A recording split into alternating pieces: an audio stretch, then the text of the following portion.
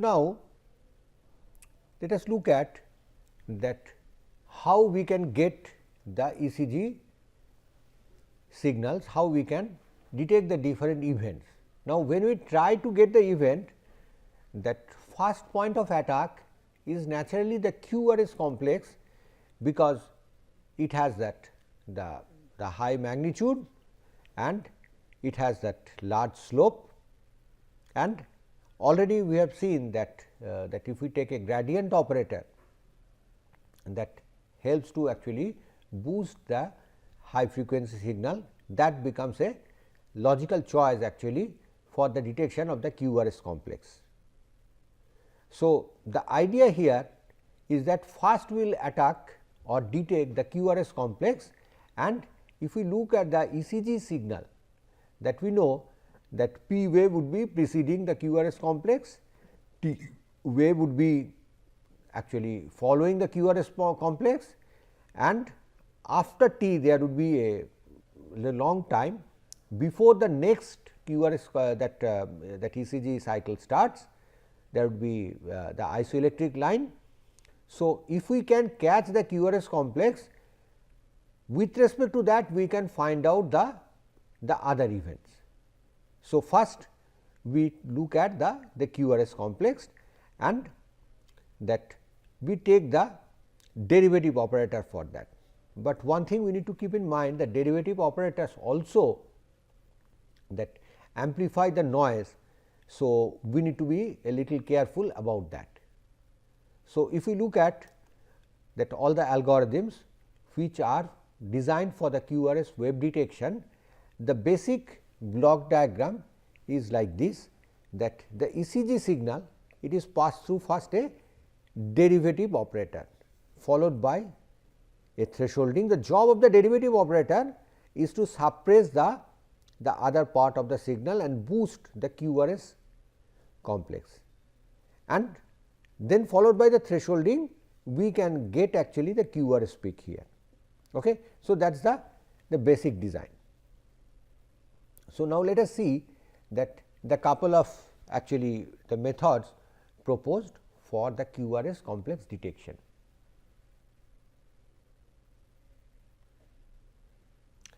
Here we get the first technique for that purpose. It was presented by first that the Balda et al., and then it was improved by number of actually researchers, that Alstom and Tompkins, then Fresen et al., then again the Tompkins in his book he has proposed some more changes. So, they have improved this technique, and we are going through this improved technique here. So, in this technique, that the first thing we do, that ECG signal is passed through a filter here. The reason is, we know that derivative operator, which is would be the next block, it is sensitive to the noise. So, first we would like to actually reduce the amount of noise or improve the SNR of the signal before we pass it through the derivative operator. And derivative operator, one good thing that it is actually robust to the low frequency noise. So, the filter is primarily responsible for actually suppressing the high frequency noise. If we do that, that will be good enough. Then it is followed by the thresholding operation, and we would get the QRS peaks. So, now let us see how this simple scheme works here.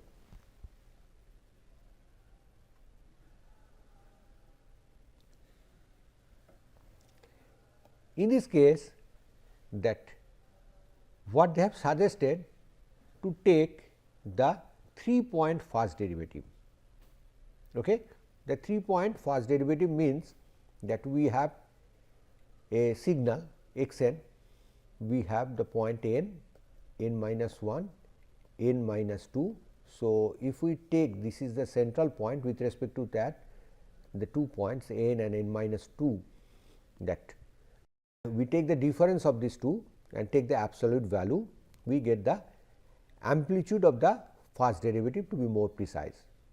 And also in the same way the second derivative is taken what we can do simply that we can make use of this formula, that x n minus x n minus 2, and if that gives us some output, we can actually take the derivative of the signal using the same form, and that gives us the second derivative. And here for the purpose of presentation, the absolute value is taken, okay? Because if we do not take the absolute value, then we have to take two thresholds. One is the threshold above 0, another is below 0. Okay? To make it simple, we take that absolute value, which helps us to do the job with only a single threshold. Now, after these two derivatives are taken, they are combined. That first derivative, that is y 0 and y 1, that they are combined and a weighted average actually is taken. Now, these weights, the researchers have found, actually empirically they found that if we take an unequal contribution from both these derivatives, a little more contribution from the first derivative and a little less from the second derivative, and they are combined in an additive way, that what we get, that signal is actually better for the detection, and that part is actually passed through a 8-point MA filter. Okay? That 8-point MA filter, that means it is having actually uniform weights, that the 8 consecutive values of y 2, that is combined or average we can say, and we get that output y 3, which would be actually sent for the purpose of the thresholding. Okay. So, let us see that how this technique works with the help of an example. Here we have taken a ECG signal which is sampled at 200 hertz, that sampling frequency is 200 hertz, and at that sampling frequency 8th order Butterworth filter with cutoff frequency 90 hertz is selected. Okay. That will help to actually reduce all that noise above 90 hertz, and also there is a notch filter at 60 hertz. Okay. So, this signal is collected in North America, where the power frequency is at 60 hertz. So, that power frequency and the high frequency noise, that is above 90 hertz, that is eliminated with the help of this low pass filter and the notch filter. Okay. So, this is the signal we get here, that example is taken, and then the next operation will start. We have to compute the first and the second derivative, okay, and their amplitude is presented with respect to the time, that they are that y 0, that is the first derivative here, okay, that we have this is the first derivative and this is the second derivative, okay, y 0 and y 1. So, we get that the signal what we get out of them, that from the amplitude we get, they are actually very much jagged. Okay. So, they have multiple actually local peaks in them, and when they are combined, that should help actually to get a better representation of them. Okay. That we get after combining this y 0 and y 1 with the weighted averaging, we get this signal, that is y 2, we get it, that we get that it becomes less jagged, but still we see a lot of local peaks are there. It is not very prominent that which one is the location of that R. So, what is done in this case, that it is passed again through that 8-point MA filter, and we get the y 3 and you see now after taking this averaging, all the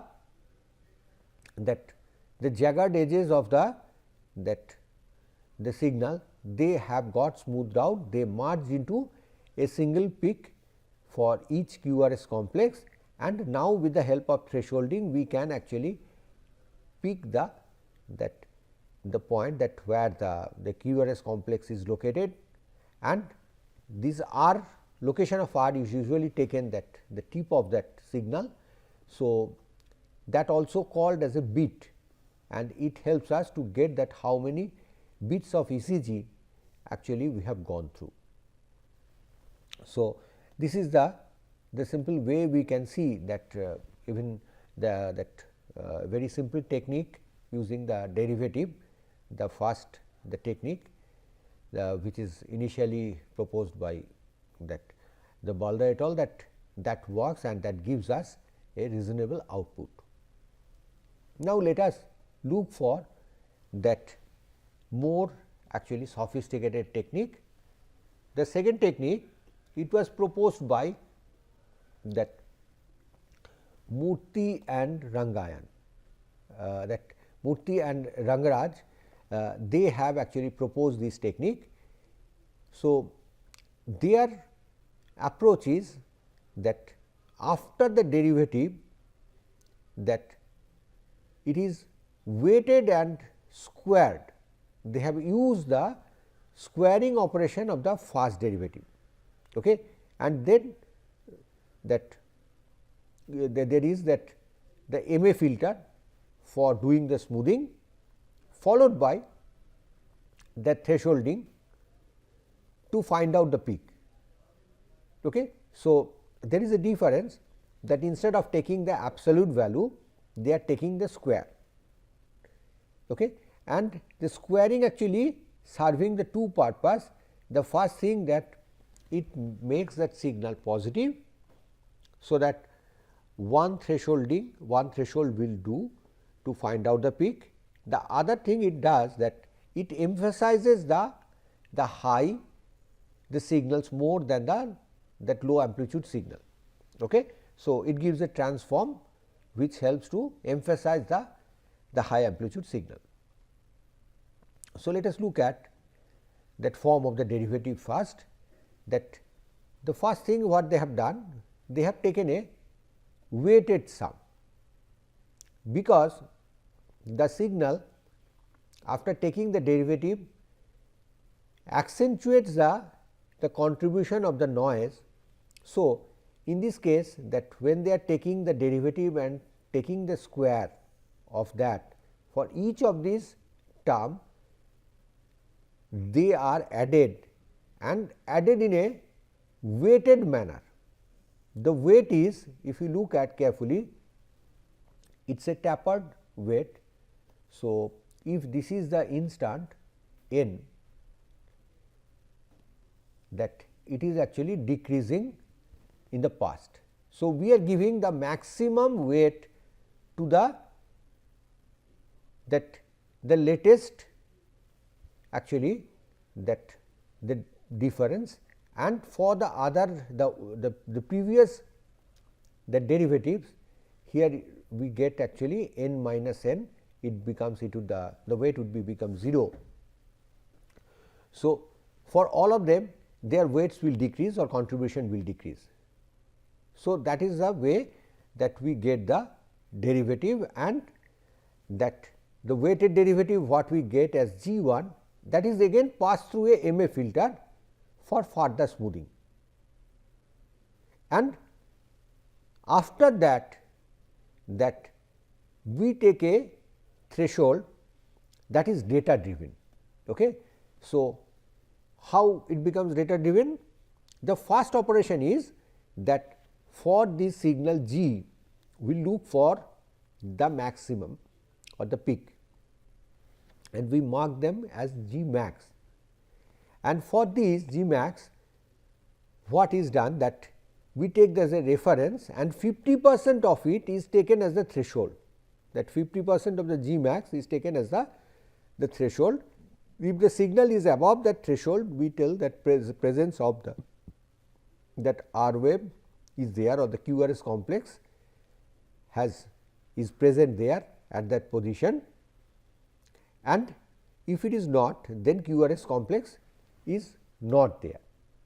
And to ascertain that there is no that spurious peak, they have taken another actually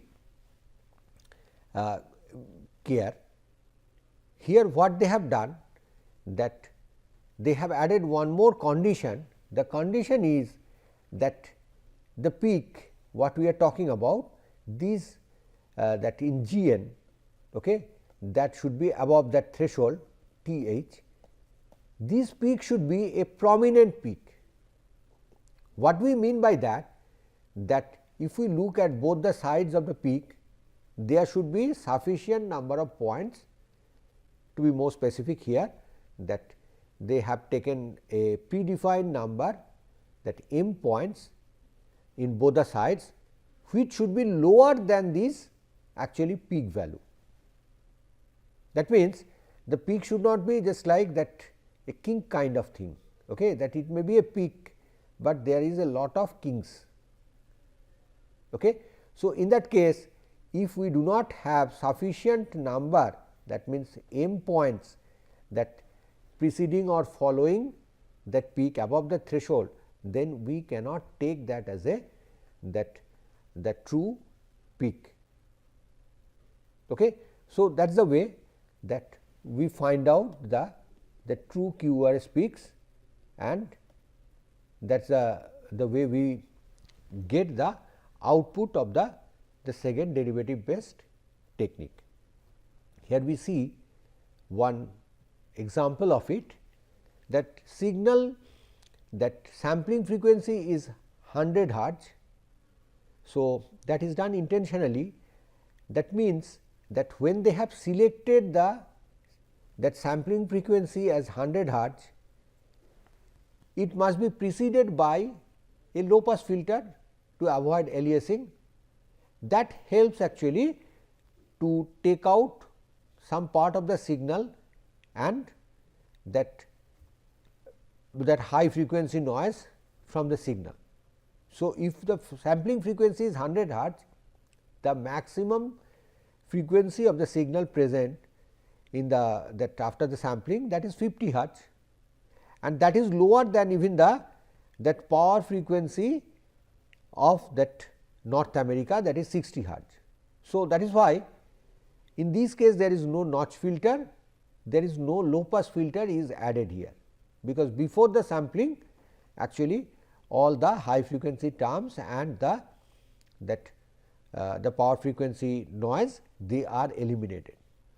Okay.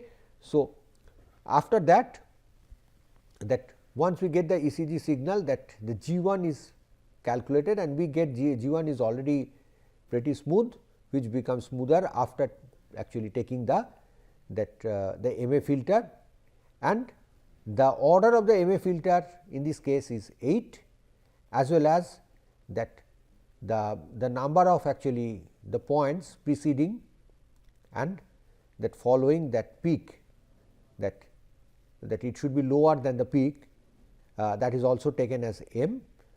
The choice that m is value is 8, the choice of the MA model order 8 helps for the implementation in terms of a integer filter, because we know when we have to calculate the average, we have to compute the 1/8. What we can do?